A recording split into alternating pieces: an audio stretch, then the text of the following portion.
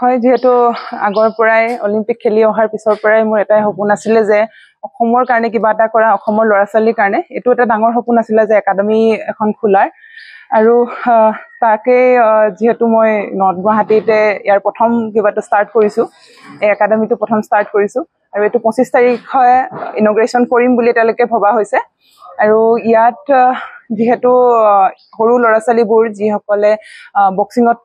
কৰিব বিচাৰে স্পৰ্টছত তেওঁলোকে ভাল কৰিব বিচাৰে তেওঁলোকৰ কাৰণে কৰা হৈছে ইয়াত মই একেবাৰে কম যাতে তেওঁলোকৰ খৰচাত ইয়াত হ'ব পাৰে হেতু কথা মই চিন্তা কৰিছো কাৰণ মই জানো একেবাৰে গাঁৱৰ ল'ৰা ছোৱালীবোৰৰ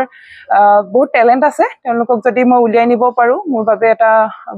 মোৰ এটা ডাঙৰ সপোন পুৰা হ'ব আৰু ইয়াত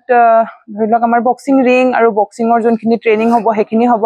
লগতে জিম আছে সেইখিনি সকলোখিনি ফেচিলিটি দিবৰ কাৰণে ট্ৰাই কৰিছো বহুত হাই লেভেলৰ নহয় কিন্তু মই যিমান পাৰিছো নিজৰ ফালৰ পৰা চেষ্টা কৰিছো যাতে মই হিমানখিনি সুবিধা দিব পাৰো আৰু যোনসকলে স্পৰ্টছত ভাল কৰিব বিচাৰে তেওঁলোকক যাতে মই এটা ৰাস্তা দেখাব পাৰো ফিজটো একেবাৰে বহুত এটা কম হেৰিত কৰা হৈছে যাতে আমি চেষ্টা কৰিছো যাতে কোচজন আৰু যোনজন গাৰ্ডৰ কাৰণে যোনটো দিয়া হ'ব সেইটোৱে যাতে তাৰ পৰা উলিয়াব পাৰো মাহে 500 টকাকে আমি চিন্তা কৰিছো কাৰণ জানো যে গাঁৱৰ অঞ্চলৰ হয় বহুত বেছি এটা ফিজ দিব কোনো নোৱাৰিব তো মিনিমাম এটা ৰখা হৈছে 500 টকাকে মাহে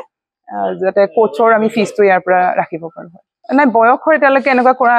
হোৱা নাই যাৰো খেলিব ইচ্ছা আছে সবে আহি পিনি ইয়াতে ট্ৰেইনিং কৰিব পাৰে কিছুমান একেবাৰে সৰু সৰু ল'ৰা ছোৱালীও আহিছে যে এতিয়া তেওঁলোকে পাৰ্টিসিপেট কৰিব নোৱাৰিব কিন্তু আহি পিনি তেওঁলোকে সেই এনভায়ৰনমেন্টটো পাব যাতে তেওঁলোকে আহি খেলিব পাৰিব ধৰি লওক প্লে এৰিয়াও দিয়া হ'ব তেওঁলোকে যাতে এতে আহি পিনি সেই এনভায়ৰনমেন্টটো পায়